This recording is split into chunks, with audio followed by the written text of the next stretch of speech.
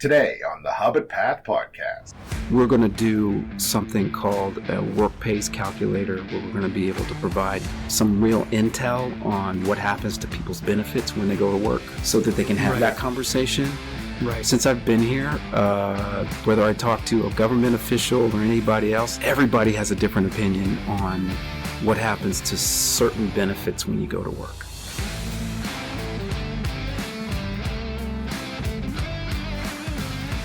Welcome, everybody, to the Hub at Path podcast, where we discuss tips, tricks, and best practices for employment professionals in the employment services sector.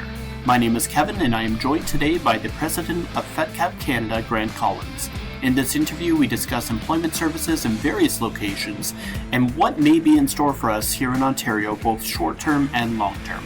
Thank you for your time and attention, and enjoy. Thank you for joining me. Absolutely great to be here. So, I think this is a good chance that, I imagine a lot of the frontline staff maybe don't know you very well, and maybe you want to start off by introducing yourself and tell us a little bit about who you are, your background, and what got you into employment services. Okay. So I am now the president of Fedcap Canada. I'm also the president of 4 or 5 other Fedcap companies. And I'm the senior vice president of the workforce development practice area for Fedcap. Fedcap has 4 practice areas. Employment services obviously fits in workforce. And we are the portion of the organization that has gone outside of the United States into Canada, into the Scotland, and into the UK, and perhaps some other places along the line. What got me started is an interesting question. I used to sell material back in the day that it was called Motivating the Unemployed. They were binders, curriculum, and visual aids and videotapes to states in the United States for a period of time. And then one day, that company I worked for got a new contract in an urban area, and they said I had to actually go and deliver the equivalent of what we call POP, the Work Readiness Workshop. Right. And not only was I mortified, I actually was not a believer in it. I felt fine selling the material, but then having to go deliver it, I'm like, no. And I really, truly am a convert from someone who was amazingly skeptical.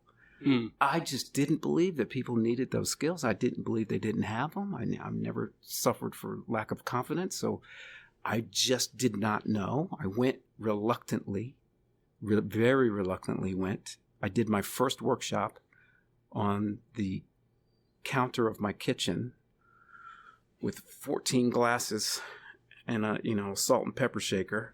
Right. I set them up in a U shape on the table, and I gave them all personalities, and I had to separate a couple of them because they didn't like each other. Right. And I did the 5-day workshop with a mirror and a clock and the agenda. Wow. Right there in my kitchen. So when I did the first one, it actually worked. Right.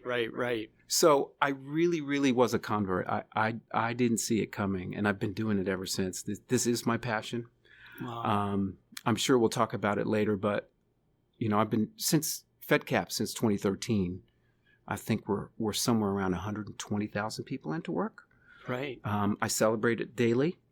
People going into work is my currency. It gives me energy. It's where I get my joy from. So it's quite a ways from where I started. Wow. And, it's really interesting that you say that, because I think that's kind of a theme across the network. And I have to admit, when Fedcap first came in and the Power of Possible came, I was like, what is this? Yes. But one of the things that I've noticed is when I always go back to Maslow's hierarchy of needs, and if there a lot of the needs that people have are kind of being injected into people, like for instance the physiological needs, or the sense of safety and security and sense of belonging and all that sort of stuff. But the one thing that I found was kind of missing in all that was that sense of self-esteem. Yes. And I felt like the Power of Possible workshop started to actually inject that into people, and in a really good way. And people, once they started to get that kind of internal motivation, intrinsic motivation, that they started to be more open to job search and everything. Yeah, it really happened like that right in front of my eyes. I didn't know if I had a lot to offer. I wasn't middle-aged. I hadn't taken 4 or 5 jobs. I didn't know the intricacies of all of that. Right. What I saw, though, was people from day 1 to day 5 blossom and become more vocal and felt differently about their way forward than they did before. And that really all I needed to do is what the book told me to do, and it really released it. Wow. So the big thing for me that I see, and the reason why I thought it was really important to try something like that here was, it's one thing to have a system and it serve people. What I didn't want to create, or certainly wanted to protect against, was just another layer of dependency. So it goes from one worker to another worker, from a social assistance worker to a different worker. That really, somewhere along the line, what we need to do is recognize that people have these qualities within them. Yeah. And then how do we set the systems up so that we can extract it? We're not putting anything in anybody. What we're doing is we're uncovering things that they already have. That was the revelation that got me hooked. That when I was teaching it, I wasn't really, all I was doing was facilitating. And I'm pulling out what was already in the person. Really not putting anything in, showing people in some ways different words to describe their reality, but they had to live up to it. And watching them make that transition over and over. I can't really beat it. Whether it's the POP workshop itself or employment services transformation, I view all of it as really the same opportunity to change the focus for the individuals that we work with. And even as much as the way Fedcap works with providers is it's the same philosophy. I'm here to support frontline. All of our tools are built for you. Yeah. We want it to happen right there. That's the most important thing to us. Yeah. Yeah. I've always found that motivation is so incredibly important. And you're absolutely right that it needs to be motivation that something they actually care about, as opposed to something we, want to put on them, for sure. So, many of the listeners, you might not know this, but Grant was the one who originally came up with what was originally called the Supported Employment Service and is now called the Hub at Path. I'm really curious, what gave you the idea of having this kind of centralized professional development consultation model in employment services? So, as you know, the employment transformation combined a whole bunch of different contract types, OEAS, the ODSP, and the EO. Yeah. The EO group was the largest in volume and size, but it was the least ready, in my opinion, to deal with individuals that were amongst our inclusion groups, namely social assistance recipients as well as individuals with disabilities. Yeah. So the thought was, how can we get what I think is the largest, widest door of the network to be a place where a person with disabilities could go and actually get good service. Right. So I didn't want to take individuals from that door and send them to another door. Right. That just seemed like a burden. Yeah. So what I thought would be more beneficial and useful is, how do we open that door wider for a larger group of individuals to have as good of an experience as they would if they walked into a specialist location. And that became the impetus behind creating more capacity again for that frontline worker who is traditional employment services, not necessarily built for specialized groups or inclusion groups. But how can we actually get them the resources, built around them so that door can actually be a real one for far more job seekers than perhaps in the past. Because this is the opportunity that we have under employment services transformation. We can reimagine all of that to whatever level we think makes sense. So that really was the thought behind it, and it's been in all respects an overwhelming success. I think thanks to you and to Path and everybody who's participated in the development of it, the upkeep of it, and the continual evolution of it. As you know, we started with a pilot in the Hamilton area, then we expanded, and I suspect this model will go beyond even our catchment areas, which I'm very enthusiastic about. I think it's the right way to go. But it keeps all of those principles in place that matter even with the job seeker, in my opinion. The ownership needs to be local. It needs to be urgent. We need to learn by doing. We need to lifelong learn. And we need to reward ourselves and or have some way of recognizing how well we're doing along the way. Have some fun with it. Right? All of that is built in, and I think that Path is well suited to be able to take this well beyond what we intended in the beginning. Yeah. It's whenever a client enters a service provider, I always think that there's a reason why they're going to that particular one, right?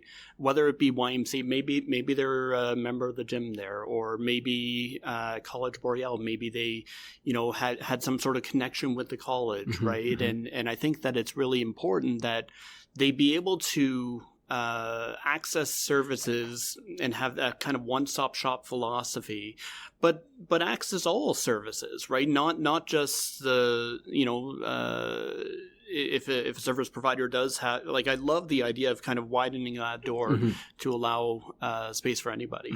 That's incredible. So you were kind of mentioning about potentially implementing something like this program elsewhere. Is that something that you've been giving a lot of thought to? Yes. We're in a I wouldn't say a huge, but we're in a growth mode. So there's other places in Canada as well as in the United States where we are exploring. One we just started in Tennessee, for example. It's going to look very much like what we do here. Great. And I see the same sort of opportunity to build the skills of the front line, open the door wider for those who are coming in. The interesting thing about that group in Tennessee is that to qualify for the program, you have to be what they call an economic absentee. How that differs from Canada is you've got walk-ins and you've got referrals from social assistance. Right. Well, there, you cannot have been looking for a job for probably more than 60 days. So you wouldn't walk in. Right. And you can't be on any government assistance.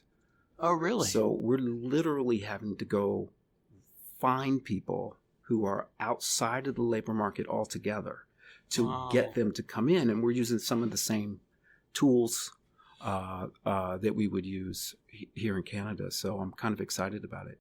That sounds really interesting. Yeah. Wow. Okay. So you've led Fedcap's efforts in more than just Canada, as was previously mentioned. Since 2013, you expanded to locations across the U.S., UK. I had down here that you helped 90,000. You said 120 now? 120 is more like it. Wonderful. 120 people find sustainable employment, and I want to learn more about what happened in these other countries. Are there a lot of similarities between rolling out Fedcap programs in the US, UK, and Ontario? And yeah, it's interesting. It's all employment services, and we all speak the same language. We spell things differently, though. Right. It's vastly different, actually. It's vastly really? different. Vastly different. The North American sort of framework for employment services is more similar because it's North American than going to Europe. Even though Canada and the UK have a relationship, the employer behavior in the U.S. and Canada is much more similar Right. than employer behavior of either of those in the UK. Oh, It's okay. very, very different. Huh. So the ways in which people are readied for employment are different, extremely different, depending on the contract and or the place. I'll give you a couple examples. We have a program in the United States where all we do is get people industry recognized credentials. We don't put them into work. The deliverable is that you started this course and you ended it and you got an industry recognized credential. That's what the government wants us to do. They then send them off to another place for the traditional employment readiness, but they want everybody to start with that credential because they have a notion that it's going to increase their job entry wages. Right. Now, I think there might be some truth to that. We don't know because we don't ever see the job placement end of it. Right. They do that somewhere else. I'm a little concerned about all the movement in that, right? I like the person, as you said earlier, to be in a place, and let's bring the services around them. Yeah. So it's a different model in there and with that government. We do a lot of work behind the wall in prisons. Okay. Yeah. And in detention centers. Mm-hmm. So that teaching is different, obviously. We're beginning to use virtual reality to help with people understanding specific occupations and actually getting some training in that occupation, because instead of having to handle all of that stuff, you can put it in the goggles, as I call it, and they can get familiarized with it. So when they come out, they connect to in-community program like ours, and then we get them a job, and build the supports around them just like we do here in Canada.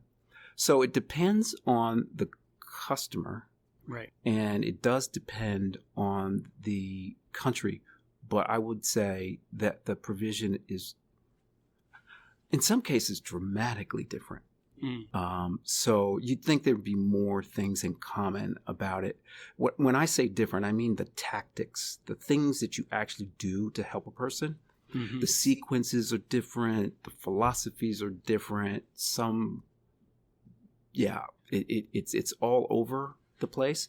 I have to try to keep it sorted in my mind because there's some wins that can come from combining some of those things. So I do have to keep tabs of it. I just recently did what did I call that thing? It was kind of an assessment. I put all of our programs down the left-hand column and across the top, all of the components that they had. And you could see the ones that were similar and the ones that were unique across the board. And I'm doing that because I feel like we can get each other to talk. If we can talk to each other, we might be able to add a couple of pieces to it. I'll give you just one more example. Mm-hmm. In the United States, many of you probably know that we've been doing workfare since like 1996. It's just a part of how social assistance works in the U.S. Mm-hmm. If you come in and you need a welfare check or a social assistance grant or whatever you want to call it, mm-hmm. in the United States, in exchange, you have to do something to essentially work that off. We use workfare as one of the ways to do it. Work experience or community service is kind of how we do that. In a new extension for our UK operations, they're going to introduce workfare. Interesting. So they used to do it, 20, 30 years ago. They got rid of it, didn't do it anymore, but now they're coming back around. So we've got a lot of U.S. sort of background and history on how to do it well. Mm-hmm. I think people who didn't like workfare had a reason not to like it. Mm-hmm. We do it in a different sort of way. So you still do your positions of interest, mm-hmm. as we do here. We will get you a site that fits one of your top 3 job choices. Right. If you have some sort of a limitation or a disability, you work within it. You will never be asked to work without it, outside of it. And we put those protections in place. Right. And you do it only for 90 days, and then we reevaluate to see if you're ready to go into employment or if you're ready to do some other thing. Mm-hmm. So it's not go pick up trash in the parks assignment that's indefinite. Right. It's very limited and it's very targeted to what it is that you want. That's what we're going to try to bring over to the UK. There's probably 30 different job titles in our sort of model of that. And we'll the UK will pick up on that and they will borrow from it to some degree. But that's what having all of these programs and contracts allows us to do, is to figure out how can we enhance the other ones with things that we're already doing and vice versa. Right. That workfare, that's a really interesting concept. My immediate gut reaction is like, ooh, yeah. But at the same time, I can see how that could be beneficial for people. I could see how having people go into essentially work, and again, I always look at that self-esteem. That self-esteem right. is consistently missing. That's right. From a lot of programs, and I think it's really neat to have a program that actually kind of focuses in on that a little bit more. I used to run a pre-apprenticeship program that was very similar to what you were describing earlier, where our goal was to get the person the level 1 credential, and then beyond that though, so we kind of connected a literacy basic skills program as well as a pre-apprenticeship program as well as employment services, all kind of nested in one area, and it was an amazing success to see. The people kind of moving from those $15, $16 an hour jobs into probably making more than I am, 35, 40 plus, doing a trade, and that right. was just incredible. Right. I think there's a lot to be said for those sort of education like Better Jobs Ontario is another kind of example of an education intervention that absolutely changes people's lives. Right. Yeah. Interestingly enough, collectively, overall, there were two employment models or activities that showed efficacy in all of the research that I've done. One is job readiness, or POP. When you looked at people who went to work and you asked the question, what was in their path before they went to work? What did that delivery system look like? 72% of them had POP in their path. 52% had work experience in their path. Oh, wow. So it actually, if done right, was a very good activity for folks to be able to, all of the things that you said, build a habit of going to work, working with other people, working all of that out in a safe environment. Some folks were incarcerated. Others, for whatever reason, had huge gaps in their work history. And the workfare episode, 2 or 3 of them, got them 2 or 3 references of people. Well, and that's what I was thinking with the workfare is that, you could potentially get references. Right. And I imagine occasionally it's people who are working in those positions as volunteers would get taken on by the employer. That happens too. Yeah. So it's not the political environment. The word creates all kinds of emotions for people, but there's a way to do it where it is very edifying and it helps the person. And so that's the one that we're trying to export to the UK. That's great. So we're kind of curious, having done this a number of times and run different types of programs in different places, what do you see happening in Ontario over the next, let's say, few years? So if anybody from the ministry is listening, I think these contracts should go at least 10 years. Right. Okay. And I say that for a couple of reasons. I think it's a good idea.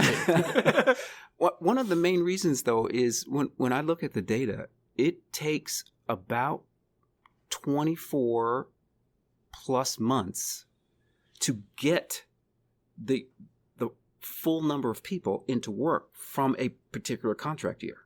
Right. So it's not over after 12 months. There's another 12 to 24 months that it takes to get the person in. I haven't even started retention yet.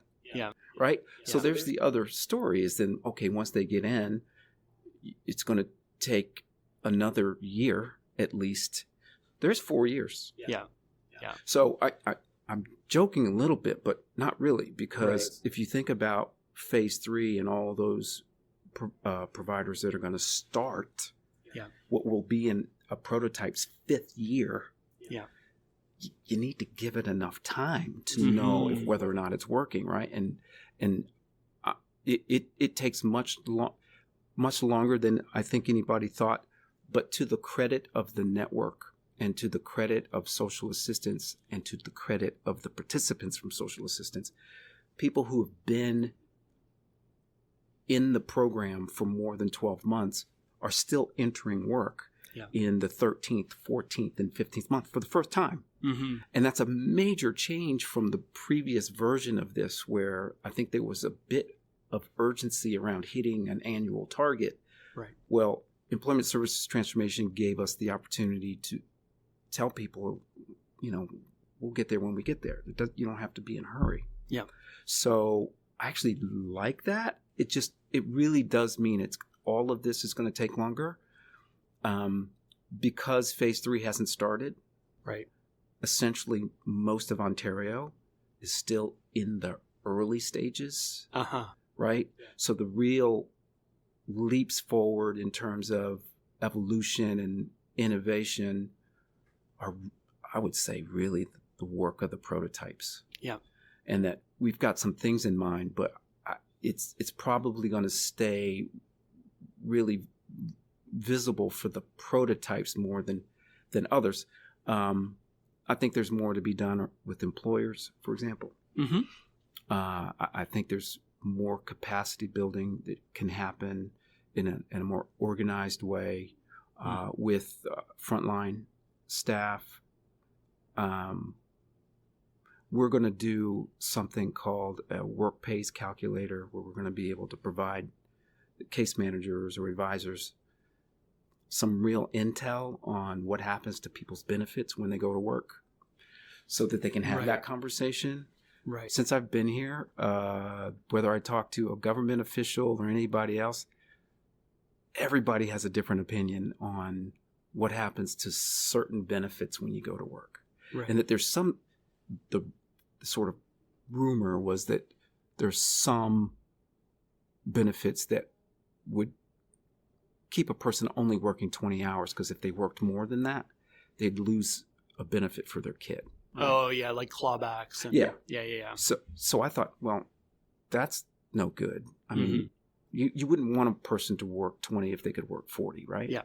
So why don't we figure out what the actual policies are behind it, so that when a person's coming in and they're thinking about a job and they're thinking about a certain wage, we can actually calculate what it would do, plus or minus, with taxes and everything else, to see if in fact they're actually better off.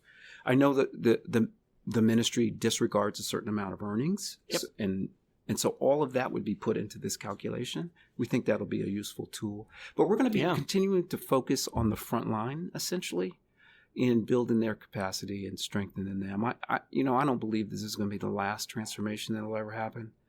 Our goal and our vision was that we'll leave it better than we found it, and that the folks who do the work in the local areas and the local offices will have some skills that perhaps they didn't have before. And if we accomplish that, I'll be happy. We're doing quite well, so I feel like it was the right approach to take.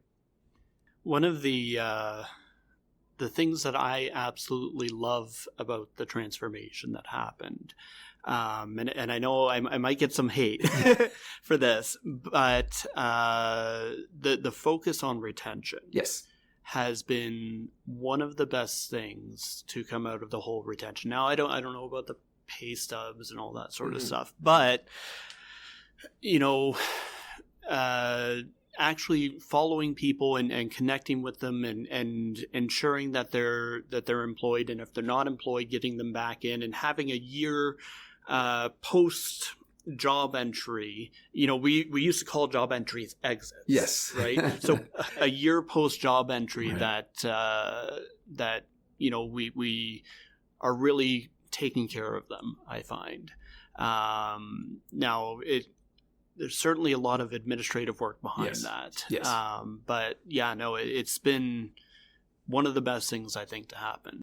Well, it's good to hear that we've been doing that for some time, both in the UK and in the US. Yeah.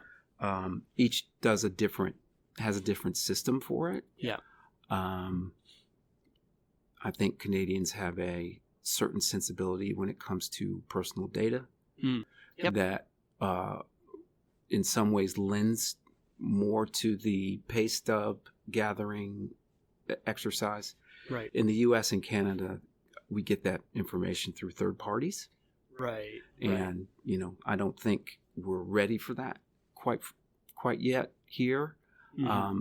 But the idea of having a support and or someone you can reach out to that you can bring to your job essentially as a support, or even talking to an employer where if I am essentially saying to an employer, listen, I don't know what you get with so-and-so, but here's what you get with anybody who comes from our network, right? Yeah. We're going to be with them for 12 months afterwards. They're still going to be eligible for all the things that they need. So any issues or concerns, we'll be more likely to take care of that. Mm-hmm. Those are all good things, and I think we'll start to leverage that more. But to your point, that is sort of the next frontier, I think, that will happen. And this is, again, why I think it takes 10 years. We're in year 5. Mm-hmm. We're going to start moving more and more into what I call precision, and that is really more precision, right people, right outcomes. And the outcomes part is how well are we doing with people keeping jobs for 365 days? Right. And I'm going to throw something out that's a bit controversial. I don't mean for it to be, but I hope everybody who's listening can understand this. For me, it's less about keeping the job at 365 days, but more about still being employed. You might be at another place. You might be at your second or third place. That's okay. Oh, yeah. That's okay. So we ought not try to lock people into something when they've gotten everything out of it that they could get. Yeah. But as a network or a system or employment services in general, here's not a conversation you hear often. So, Kevin, you think it might be time for you to move to another employer? We never say that. Right. But it actually might be the right moment for them to go get more pay, get more growth, get more professional development opportunity. Mm-hmm.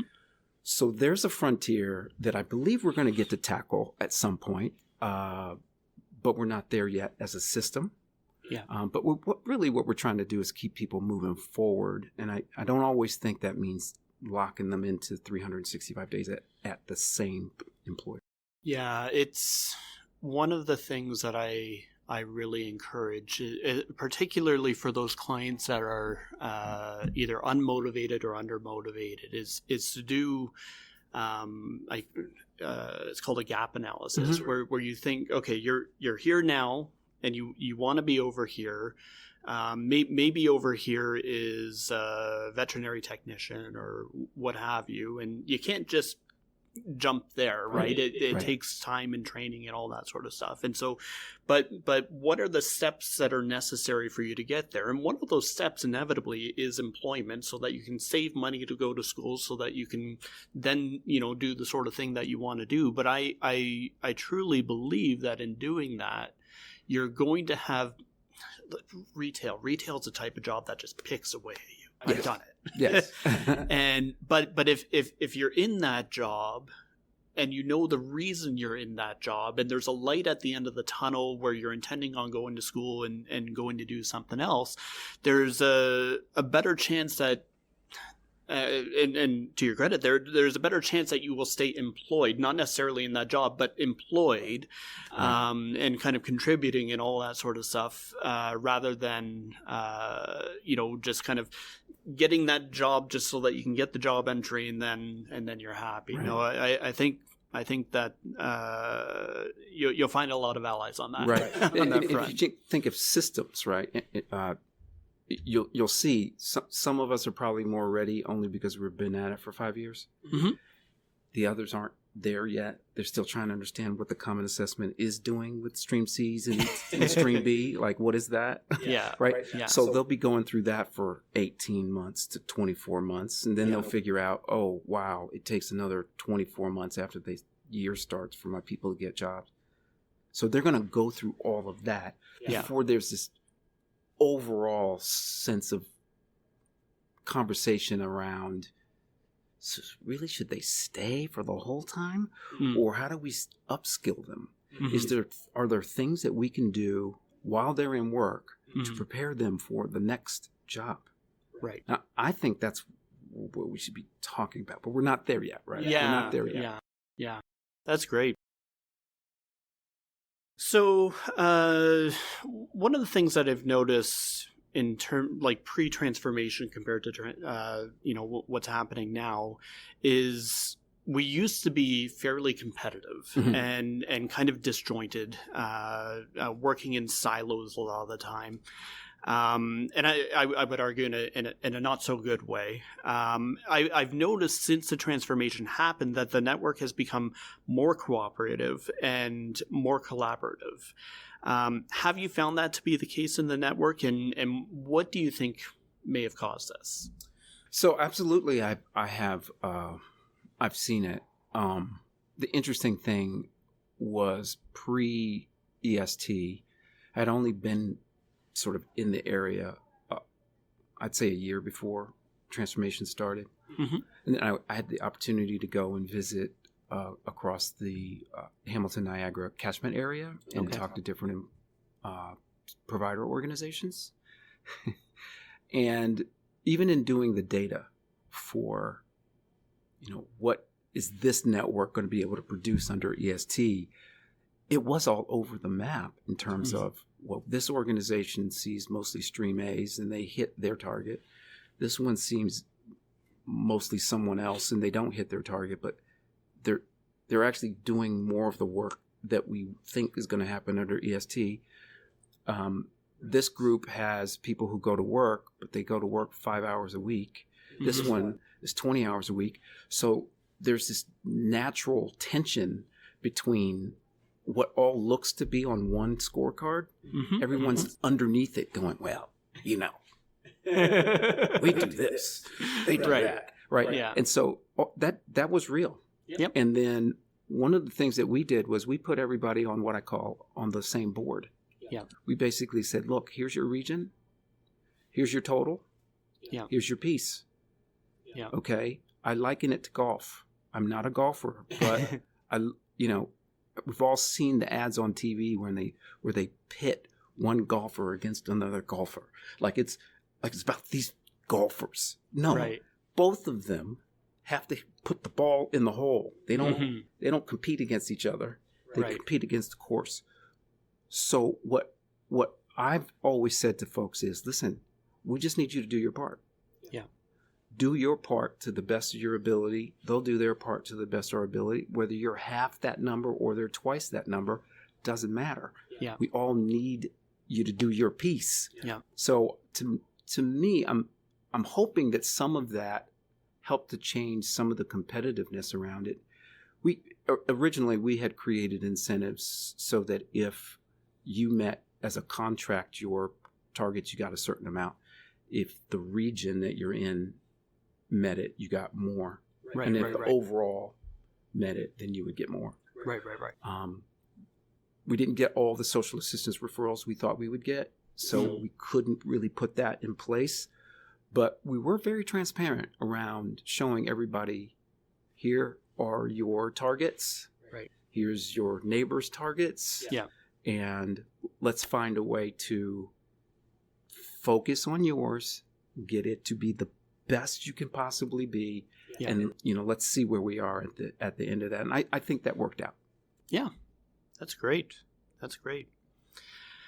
So I have a great love for employment services because I feel that once government and its citizens are aligned in terms of the economy, we are helping people not only at the individual level looking for work, but also kind of on an economic level, because those people who were previously in receipt of some sort of social assistance are now employed and paying taxes, but they're also employed and getting more money, which allows them to, benefit themselves and everything. So I'm curious, what do you feel the impact has been on both that kind of micro level, the individual, but also in terms of the macro, the economy and everything for the transformation?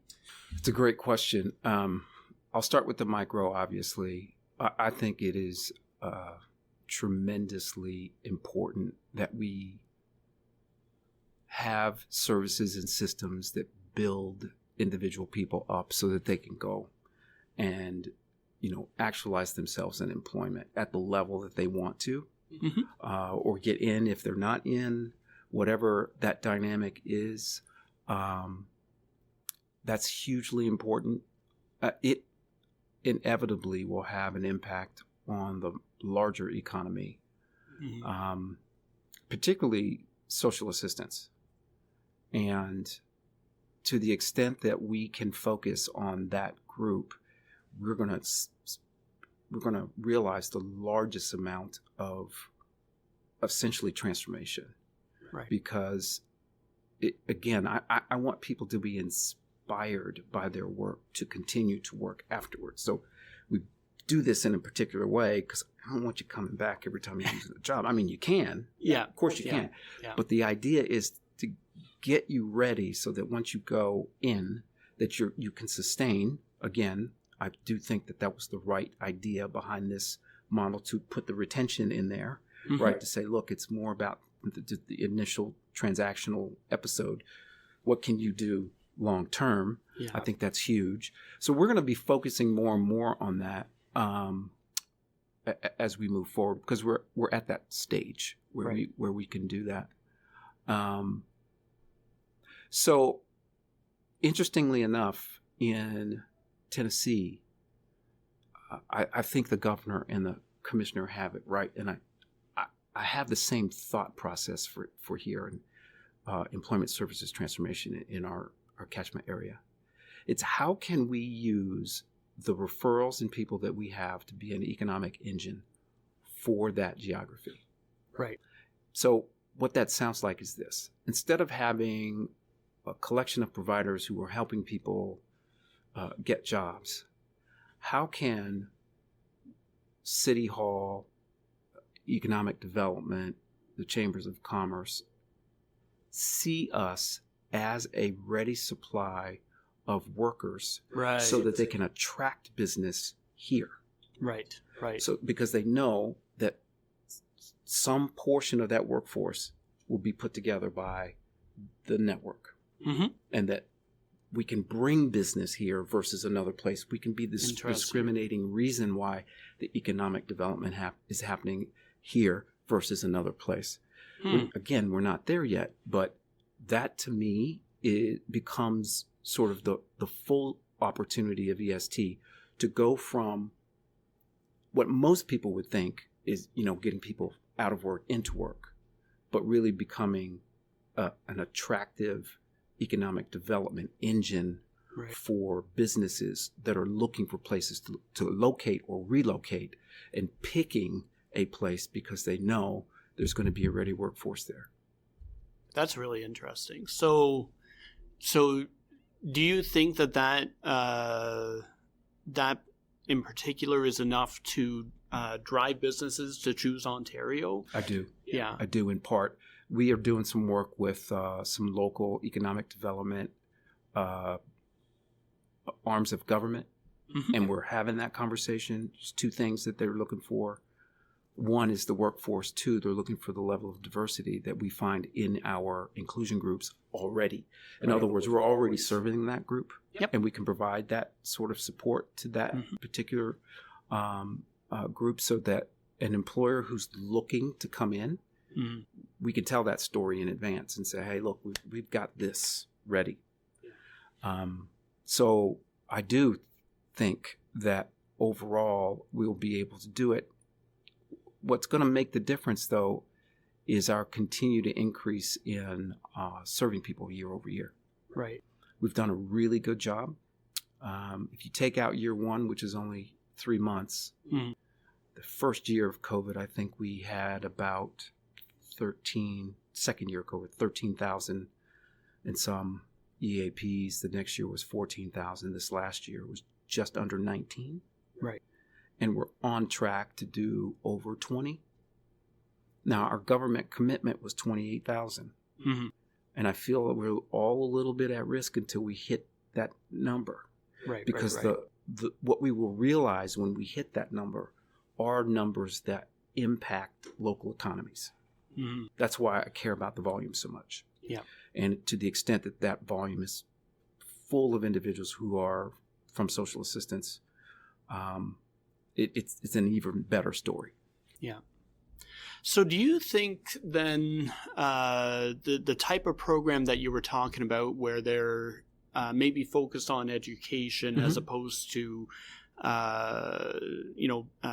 getting job entries, might that be useful if we kind of recognize, okay, there's a lot of employers in, say, US and Canada that are looking for machine operators, that sort of program would be useful to kind of implement in Ontario in hopes of drawing those businesses in and everything? 100%.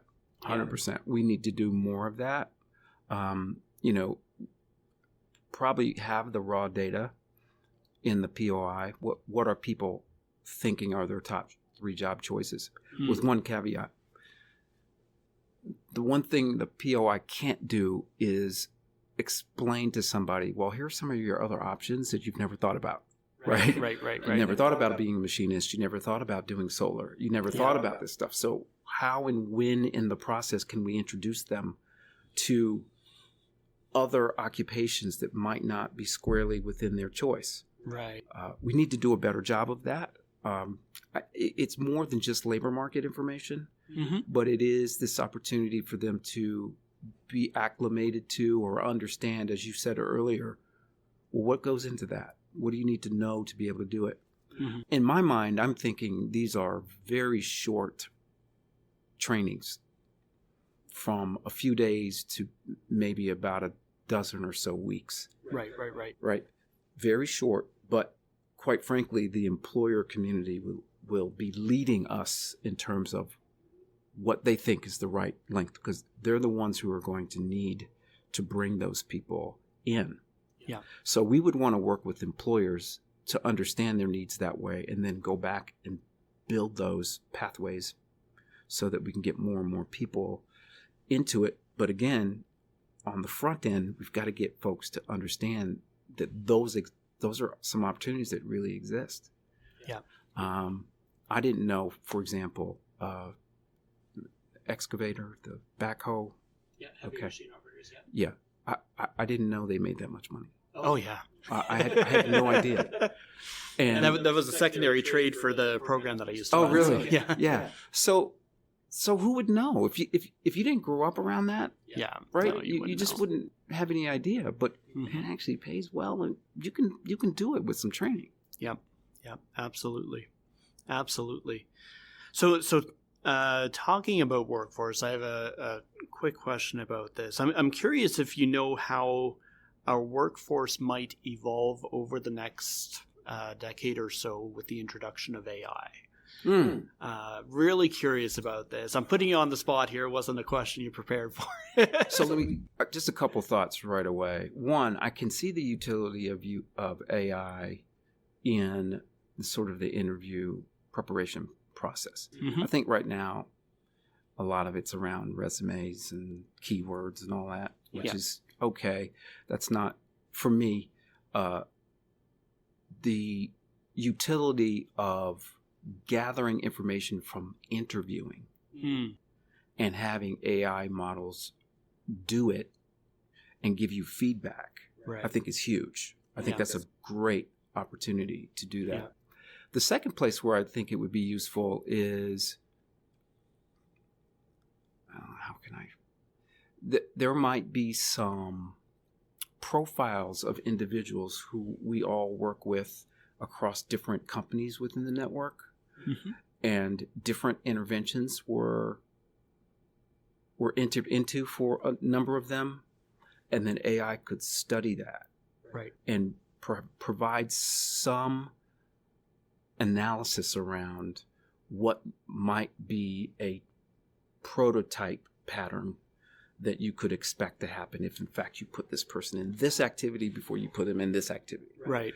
I don't think it can replace a human. This is just me talking. Yep. I don't think it can replace judgment and touch, and if you know your craft very well, I wouldn't be concerned about it.